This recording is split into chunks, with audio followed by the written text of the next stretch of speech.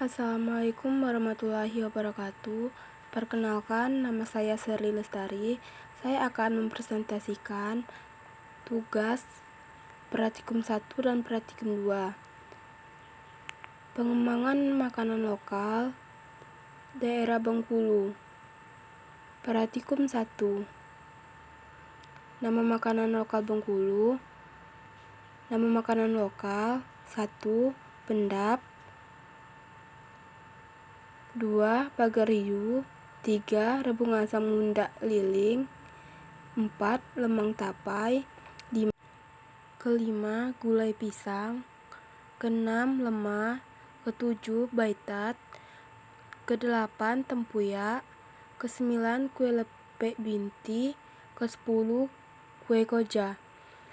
Pendap merupakan kelompok makanan hewani dan sayuran. Pagar hiu merupakan kelompok makanan hewani. Rebung asam undak liling merupakan kelompok makanan hewani dan sayuran. Lemang tapai merupakan kelompok makanan snack kudapan. Gulai pisang kelompok makanan sayuran. Lemah kelompok makanan hewani dan sayuran. Kue baitat merupakan kelompok makanan snack. Tempoyak merupakan kelompok makanan hewani dan buah. Kue lepek binti merupakan snack. Bolu koja kelompok makanan snack. Lanjut. 1. Pendapan.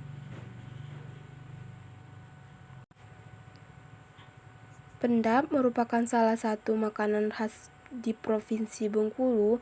Pendap adalah biasa disebut ikan pais. Ini mampu bersaing dengan sejumlah kuliner lainnya. Makanan khas dari Bengkulu ini telah menembus pasaran sejumlah kota di Indonesia seperti Jakarta, Lampung, Palembang, Pangkal Pinang, dan Jambi. Pendap memiliki ciri khas yang menggugah selera makan, terutama aroma khas dan gurih talas sebagai pembungkusnya. Hebatnya lagi, makanan yang memiliki citra rasa yang pedas dan gurih ini juga telah sukses menembus pasaran pancanegara, mulai dari Australia, Belgia, Jepang, dan negara lainnya. Pendap sering sekali menjadi makanan favorit para wisatawan dari dalam Sumatera maupun luar Sumatera. Pendap memiliki kesamaan dengan pepes ikan, terutama cara pembuatannya berbeda, ialah bahan yang digunakan serta daun talas sebagai pembungkusnya, dan ikat dengan tali rapia. Selain memiliki citra rasa yang khas, bahan ikan kembung yang biasa digunakan dalam pembuatan pendap ini memiliki banyak kandungan zat gizi. Ikan kembung menggunakan energi sebesar 103 kilokalori, 22 gram protein, 0 gram karbohidrat, 1 gram lemak, 20 gram miligram kalsium, 200 mg fosfor, dan 1 mg zat besi. Dalam ikan kembung ini juga terkandung vitamin A sebanyak 30 mg, vitamin B, dan 0 mg vitamin C. Hasil tersebut dapat melakukan penelitian terhadap 100 gram ikan kembung dengan jumlah yang dapat dimakan sekitar 80%. Lanjut, yang kedua, rebung asam mundak liling. Kuliner besantan ini cukup unik karena terbuat dari rebung atau tunas bambu muda. Teksturnya lunak. Untuk pembuatannya butuh waktu yang cukup lama, sebab rebung perlu direndam selama beberapa hari. Setelah itu, rebung diolah menjadi gula yang dipadukan dengan keong sawah. Nah, liling bisa juga diganti dengan ikan laut atau ikan air tawar. Rebung mengandung energi sebesar 27 kalori, protein 26 gram, karbohidrat 5,2 gram, lemak 0,3 gram, kalsium 13 mg, fosfor 59 mg, dan zat besi 1 mg. Selain itu, didapat rebung juga mengandung vitamin A sebanyak 20 IU, vitamin B 0,15 mg, dan vitamin C 4 mg. Hasil tersebut didapat dari melakukan penelitian terhadap 100 gram rebung dan jumlah dapat dimakan sebanyak 65 gram, 65%. Nah, ini bahan-bahan selengkapnya dapat disiapkan sebagai berikut.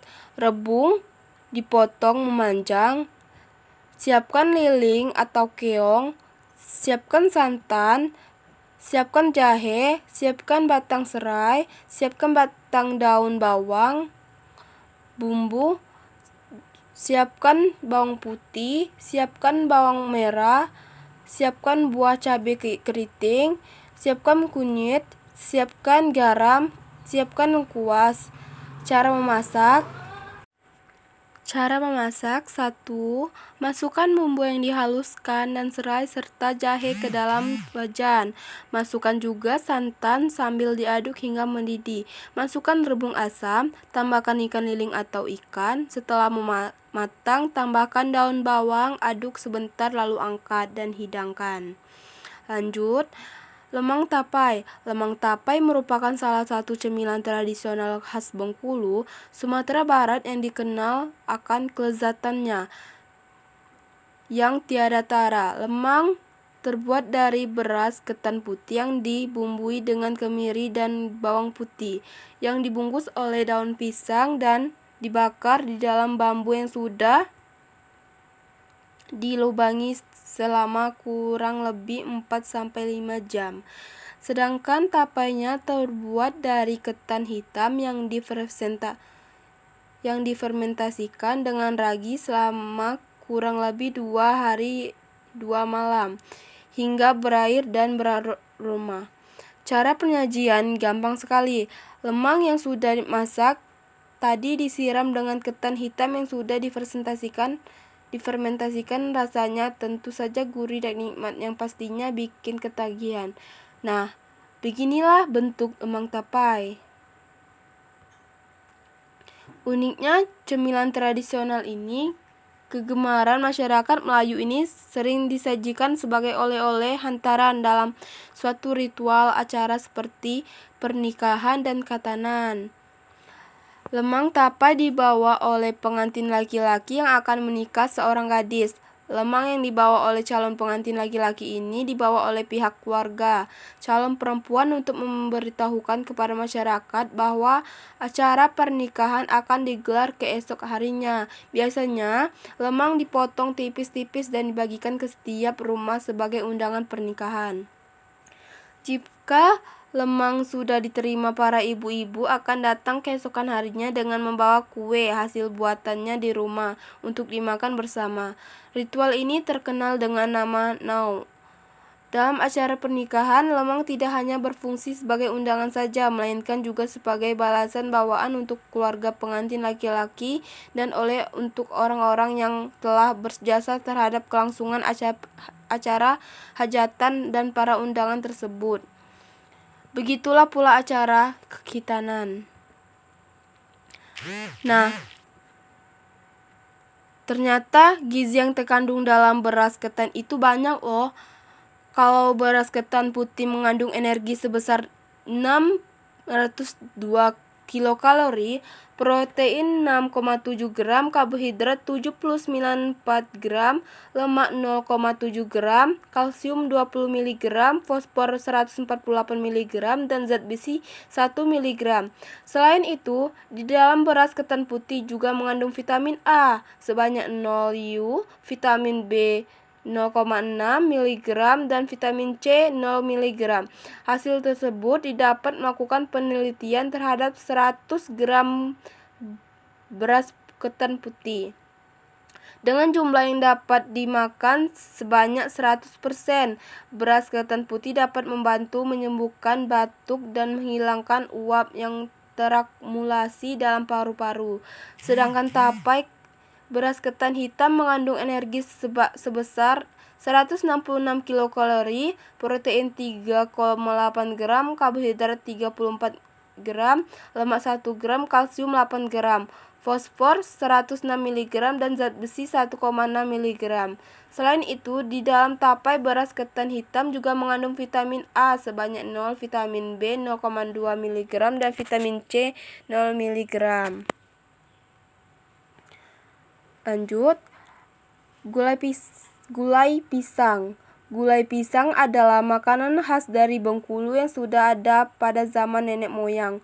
Wow, kok pisang bisa dimakan gulai sih? Bukannya makanan yang berbau pisang hanya bisa dimakan menjadi makanan manis dan keripik aja ya? Nah, itulah Bengkulu. Pisang pun bisa dijadikan gulai yang enak dan juga gurih. Karena kreativitas masyarakat Bengkulu ini yang tidak hanya pisang hanya bisa dijadikan makanan manis dan dijadikan keripik. Kalau di Bengkulu, pisang ini bisa dijadikan lauk untuk dimakan menggunakan nasi loh. Nah, inilah bahan-bahan gulai pisang. Bahan-bahan adalah 1 kilogram lokan, 1 sisir pisang, dan setengah kilogram santan. Sedangkan bumbu dibutuhkan lengkuas, jahe, kunyit, 1 sendok teh ketumbar, 3 siung bawang merah, 3 siung bawang putih, garam, daun jeruk, setelah itu cabai dan kelapa goreng.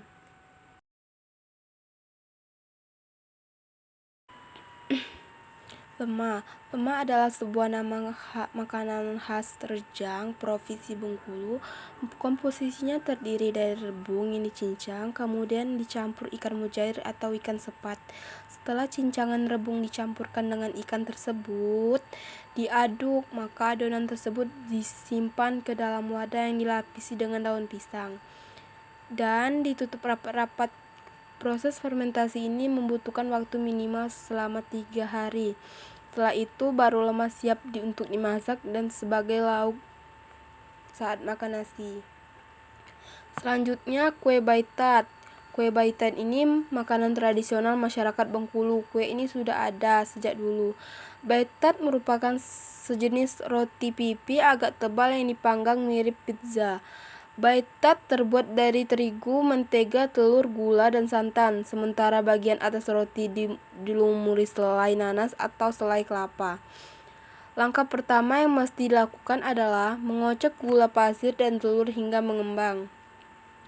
Setelah itu, masukkan mentega, masukkan santan kelapa, masukkan soda kue, dan tepung terigu. Aduk adonan itu hingga merata, lalu didiamkan beberapa saat agar semua bahan menyatu sempurna sebelum dicetak.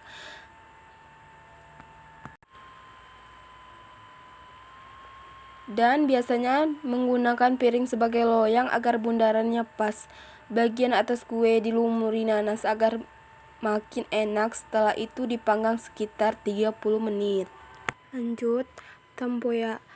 Tempoyak kuliner ini adalah jenis makanan yang unik. Bagaimana tidak? Bahan yang digunakan untuk membuat harus difermentasi terlebih dahulu.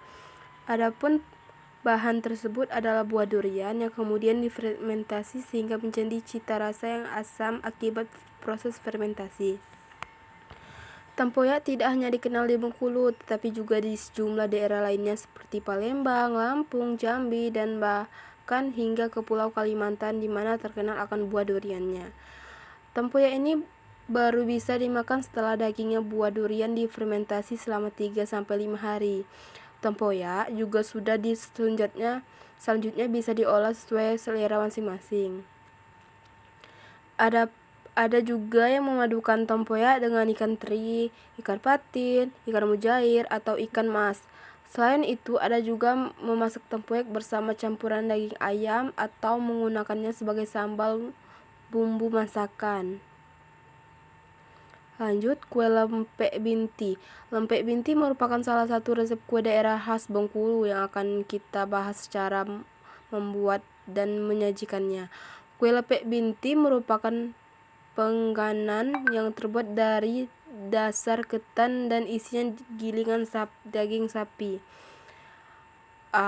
Bahan membuat lepek binti. Bahan yang digunakan untuk membuat lepek binti ini yaitu ketan dan juga daging sapi giling.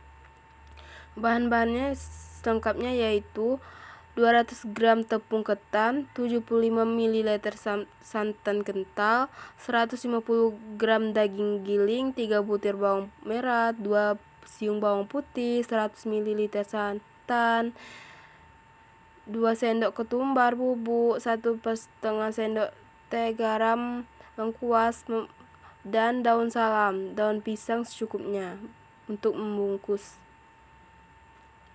Cara membuat lepek binti di Bengkulu tidak berbeda jauh dengan saat kita membuat menu panca daging. Resep lepek binti ini juga tidak sulit untuk dibuat. Untuk yang berminat mencobakan masakan kue ini, mari ikuti langkah cara membuatnya.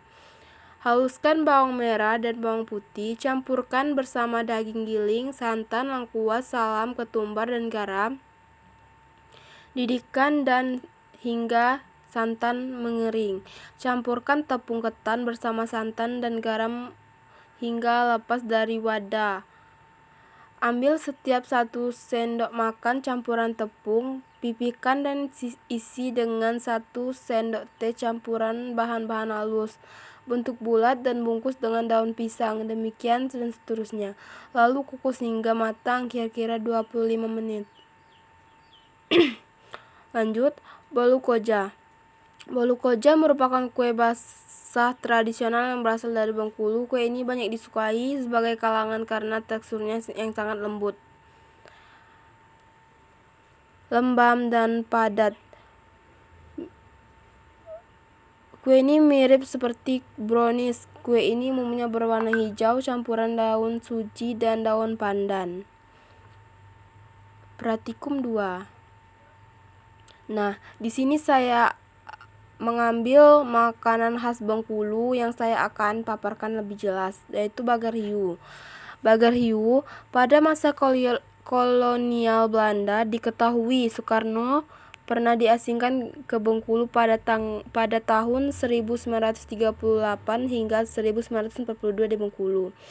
Soekarno mempunyai makanan favorit khas daerah tersebut, satu di antaranya adalah bagar hiu. Diketahui bahwa bagar hiu menjadi satu kuliner yang sering ada di Bengkulu pada saat bulan Ramadan. Cara membuat bagar hiu: 1. Bahan-bahan: 500 ikan hiu, 125 cabai rawit, 125 cabai merah, 100 kelapa parut, garam, minyak, jeruk nipis, ketumbar, merica, ceng, buah bola, lengkuas, jahe kunyit, serai, bawang merah, bawang putih. Alat-alat: panci, pisau, mangkok, sendok, piring. Cara membuat: 1. Bersihkan ikan hiu, buang kulitnya, lalu perasan jeruk nipis. 2. Masukkan bumbu halus, cabai, kelapa goreng ke dalam ikan, aduk rata, diamkan selama 1/4 atau 1,5 jam. Biarkan bumbu resap. 3. Panaskan sedikit minyak, masukkan ikan yang telah diendap tadi, aduk rata, lalu masukkan air asam dan air masak sampai mendidih, lalu masukkan garam secukupnya, penyedap rasa bila suka. 4. Masak sampai air sedikit susut, koreksi rasa bila gulai sudah masak. Angkat, masukkan ke wadah, taburkan bawang goreng. Berat 1 porsi. Berat 1 resep 850 gram, jumlah porsi 5 porsi, berat 850 gram, energi 261,76, protein 30,28, lemak 10,66, karbohidrat 17,32. Modifikasi makanan. Alat: pisau, talenan, timbangan, baskom, wajan, cobek saji, piring. Bahan-bahan: 500 gram udang besar, 100 kelapa parut, 125 cabai merah, 125 cabai rawit, jeruk nipis, cengkeh, pala, kapulaga, ketumbar, asam jawa, jahe halus, laos halus, kunyit, bawang merah, bawang putih. Cara membuat: lumuri udang dengan garam dan air, jeruk nipis diamkan selama 15 menit. 2. Tumis bumbu halus hingga matang. 3. Kecuali udang, masukkan sisa bahan dan air dididihkan. Masukkan udang, masukkan dengan api kecil hingga kuah berminyak. Angkat, sajikan. Berat satu resep 850 gram, jumlah porsi 5, berat 850 gram, energi 200,82, protein 20,28, lemak 8,66, karbohidrat 7,58. Itulah hasil presentasi saya. Kalau ada salah saya mohon maaf. Wabillahi taufiq wal hidayah. Wassalamualaikum warahmatullahi wabarakatuh.